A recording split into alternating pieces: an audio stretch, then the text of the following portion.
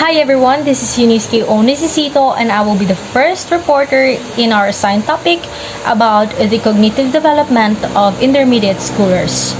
So first, let's talk about the initial cognitive characteristics. So we all know that in the cognitive development, children think, explore, and figure things out. It is the development of knowledge, skills, problem solving, and dispositions which help children to think about and understand the world around them. So in intermediate school children, they greatly enjoy the cognitive abilities that they can now utilize. Their thinking skills have become more effective as compared during their primary years. Their schoolwork is now more complicated. Reading text have become longer. Problem solving has become an everyday part of their lives. Their ability to use logic and reasoning give them chances of thinking about what they want and how to get it. So, the possible age na nagagawa ito ng mga kabataan or mga bata is 6 to 12 or 12 up to 18. They now become very interested talking about their future or even their potential careers. They also develop special interest in collection hobbies, sports, and they are even capable of understanding concepts without having direct hands-on experience. Alam naman natin ito dahil we also experience these things that helps us to develop more.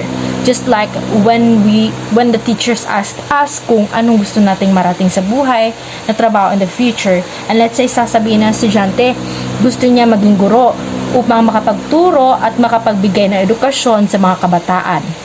So doon pa lang nagkakaroon na ng development dahil nga the student has used their reasoning skills kung bakit gusto niya maging guro in the future.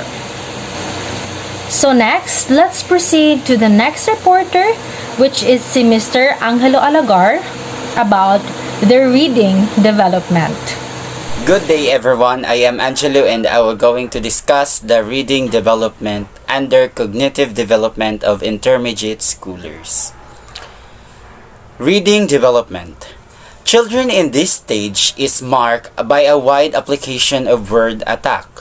Because of the presence of previous knowledge, they know how a wide vocabulary, which enables them to understand the meaning of unknown words through context clues.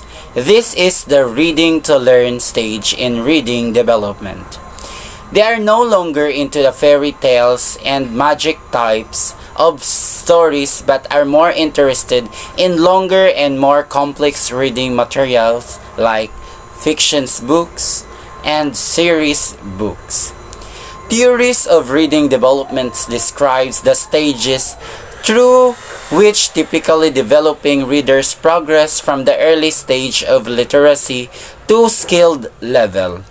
Later, children reach the alphabetic stage of reading and are able to sound out new words based on knowledge of letter sounds. The three stages of reading development. These three phases are the pre-reading, while reading, and after reading. The first one is pre-reading. Pre-reading is the process of skimming a text to locate key ideas before carefully reading a text from start to finish. Pre-reading typically involves looking at and thinking about titles, chapters, introduction, summaries, headings, subheadings, study questions, and conclusions. While reading, the second one is while reading. While reading activities are defined as activities that help students focus on aspects of the text and to understand it better. The goal of these activities is to help learners to deal as they would deal with as if the text was written in their first language. The third and last one is after reading phases. The task of the after reading stage is to integrate or synthesize the read materials into one's knowledge based on the topic. Students need to make the materials their own. Each of them has its own important role. They are all necessary parts of reading activity. In language classrooms, These spaces have to be put in consideration in order to develop students' reading skills. That's all. Thank you. Attention! Older children have a longer and more flexible attention span compared to younger children. Their span of attention is dependent on how much there is required by the given task. That is for the younger children.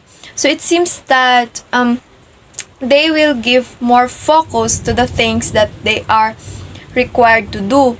They have so much attention when you give them a specific task that they have to do.